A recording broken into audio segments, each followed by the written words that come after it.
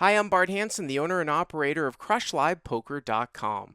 The following hand comes from our call-in show that we record at 4:45 p.m. Pacific Time every Monday. If you want to call in your hand, check out the phone number in the description. Hey Bart, I'm here. Hey, how's it going? Pretty good. This is Ace Sleep. Oh, hey, what's up, Ace Sleeves? Not much. I've got a hand. Kind of crazy. I think I completely butchered it. Okay. Just want to get your feedback. Sure. All right. So the 1-2 cash game. Mm-hmm. I have effective stacks are 300. I have the most of the three Okay. people in the hand. All right. I have ace 9 of spades. You're gonna have to forgive me. I didn't write down the details as well as I normally do, but I think I was in early position. I just limped. Middle position player who's fairly solid from what I've seen makes it $10. Crazy Asian gambler calls, and I call. Crazy Asian gamblers maybe in the cutoff or something? Yeah. He's got position. About right. Okay. Flop comes ace of diamonds, 7 of spades, deuce of spades.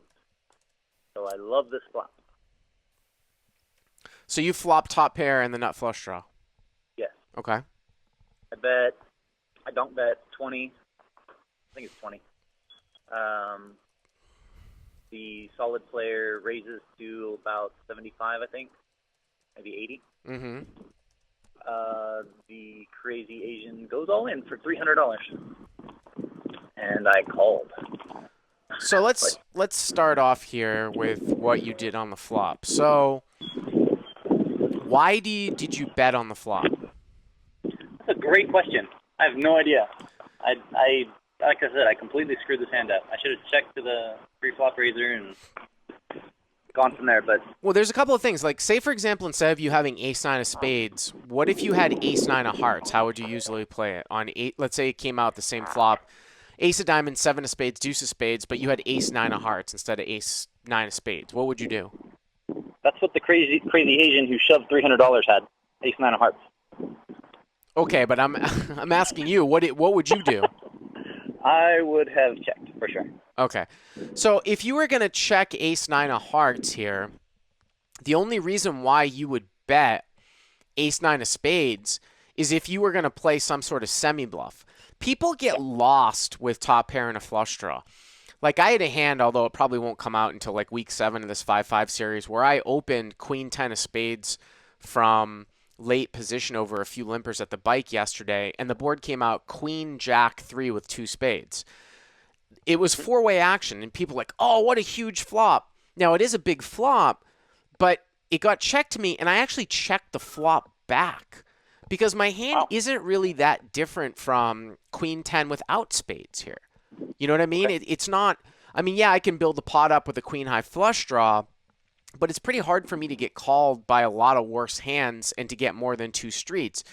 The thing with your ace 9 of spades hand is I've played top pair and a flush draw as a semi-bluff before, meaning that, you know, maybe the board comes out 10 deuce 3 and I think I can get a guy off an overpair and I've got like king 10 of spades on a 10 deuce 3 2 spade board.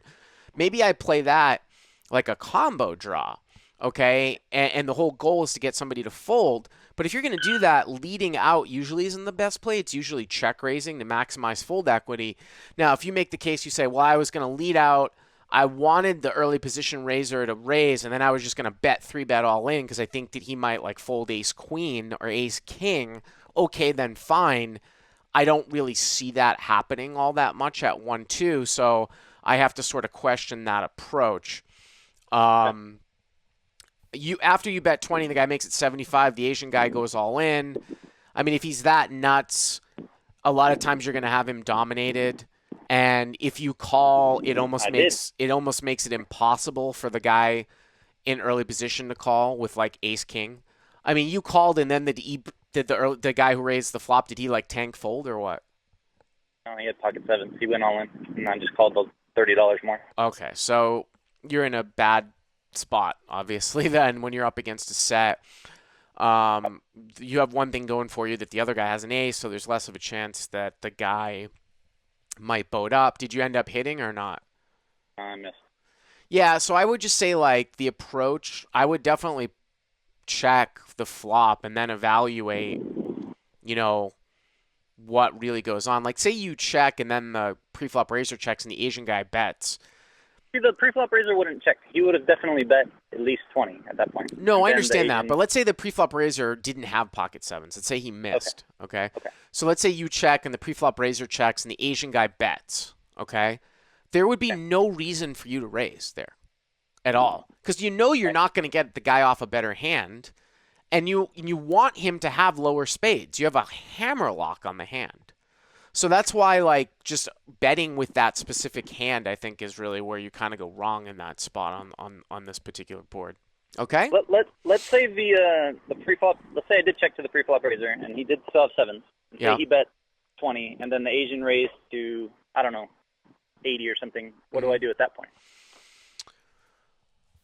Same I thing? mean, that's kind of a player dependent scenario. Like if you think that by three betting the Asian guy you can get the pre-flop raiser off a better hand like ace king or ace queen, you Yep, might do exactly. that. You could possibly make that play. But that would be why you would do it, though. That's Right. it's semi-bluffing. Even, You're trying to squeeze the even pre-flop raiser. yeah, you probably okay. All right, cool. Okay? Thanks, Bart. All right, thanks for the call. Hey guys, if you like what you've seen here, please click on the subscribe button and you'll get notified every time we put up a new video. And if you want to check out CrushLivePoker.com for the first month free, use the code YTA100. Click on the link right there.